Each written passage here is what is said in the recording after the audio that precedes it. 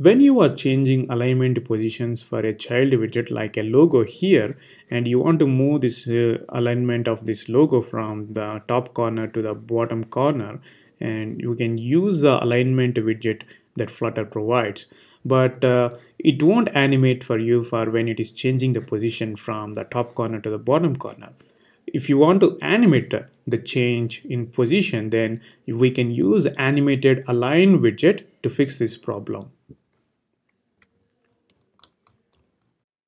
Let's see how to fix this problem using AnimatedAlign widget and animate the change in position. Here we are building a stateful widget that is containing a column, and this column has three children, one container, a sized box, and a raised button. And this will result in the preview as shown in here. This stateful widget is defined with a property called alignment with a default value of a top right corner. And this alignment value is set to the alignment parameter of the align widget. And this will finally result in the align widget shown as in the preview here.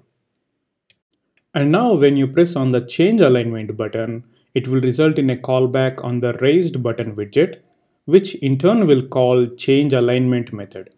Inside the change alignment method, we are calling setState and changing the value of the property alignment to either bottom left or top right, depending on what is its current value.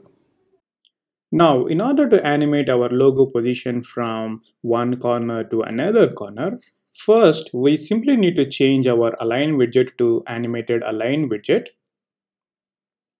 and then add a duration parameter giving the duration for which our animation should run. Let's say we keep it 3 seconds. And now if we run this code and tap on our change alignment button, our widget will animate nicely, changing the alignment position from one corner to another corner. So to summarize, in order to fix animating alignment position, we simply need to change the align widget to animated align and provide a duration parameter. You can even add a curve parameter and give it a nice effect, let's say like bouncing out, and run this code now and press on the change alignment button. Now the widget will bounce at the beginning and at the end positions.